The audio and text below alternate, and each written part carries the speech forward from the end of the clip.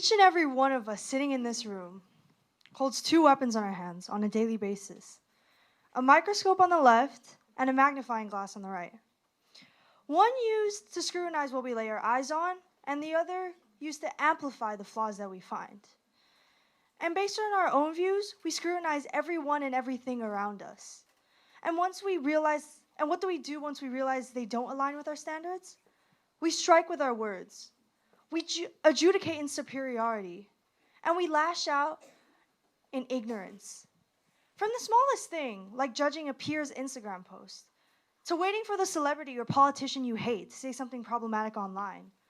We stereotype our views by choosing to believe the version of event that we want to, rather than the truth. We know to never judge a book by its cover, yet stereotypes have become so prevalent in society that we jump to conclusions without even realizing it. For example, if you have too many tattoos or piercings, you're a juvenile delinquent. If you wear glasses and you're Asian, you've probably got good grades. If you're pretty and care about your looks too much, you're probably dumb. See, judging and labeling what other people should be based on how we see the world is far too common. Roughly half a year ago, a university student named Lin Hua had been accepted to study her master's degree at one of the most prestigious universities in China. Out of celebratory, Lin Hua decides to dye her hair the color that she had dreamt of ever since she was a little girl, pink. And as an influencer, Lin Hua decided to record this moment by taking a picture of herself with her newfound hair and acceptance letter under the sun, captioned by the words, "Laughing joyously under the warm embrace of the sun." Her life was just beginning to blossom, yet she permanently fell silent on a solemn winter night. And within a day of posting this picture, Lin Hua received hundreds of thousands of millions of people attacking her online. Why? Because she had pink hair. Because as a smart and high-achieving girl, she shouldn't have had that hair color. Because that hair color made her look like a prostitute. Those were the exact words of Lin Hua's abusers online. And after 6 months of battling depression, Lin Hua committed suicide on February 23rd, 2023.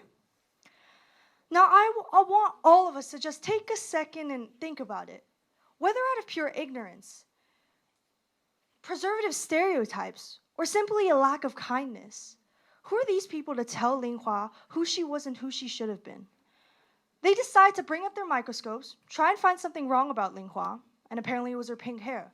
The pink hair that was the most typical feature any girl could want. And they hyperbolized it into some sort of crime with their magnifying glasses, thinking that it was okay for them to judge her and tell her what she should have done because they could hide behind their digital identities online. And you know, one of my favorite quotes from Franz Schubert, the composer, was when he said, "No one feels another's grief and no one understands another's joy."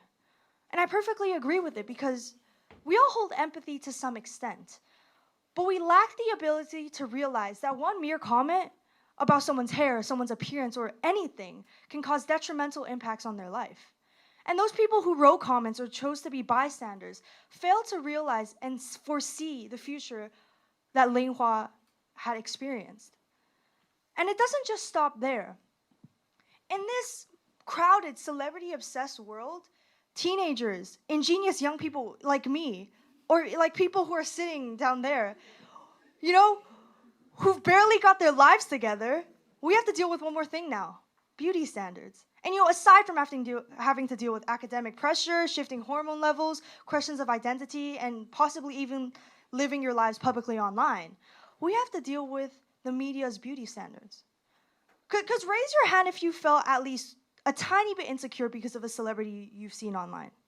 Because I've definitely have. Like, you open up your phone nowadays, the first thing you see is, "Are you insecure about your summer body? Try this 21-day workout to get your body like Kim Kardashian." Or, "Do you want to look like Cristiano Ronaldo? Check out this 28-day ab workout." Because that's all you see on the media every day. We're so pressured by the celebrities, influencers, and the media we consume that this standard influences everyone around us. Like, for the teenagers in this room, tell me if this looks familiar to you. Hashtag side profile challenge. Hashtag back profile challenge. Hashtag this filter tells you how pretty you look. Or thigh gap, whatever that is. See, these standards, Some of these standards are actually ridiculous because now I've got to walk around and tell people and have to make sure how I look like from the back. Because it's, of course you could tell me, most of at least my parents keep on telling me this, just get off your phone. Why are you always on TikTok, But that doesn't solve the issue. Because if we all went offline, that standard, it's encrypted into our minds. It influences everyone around us, even if we're offline. And it's the media that's making us such grating and judgmental beings towards each other. In the last year, the United Nations had recorded that 52% of misogynistic tweets, and that's half of them, okay? 52% were authored by women and typically targeted the appearance, sexual preferences, and intelligence of other women.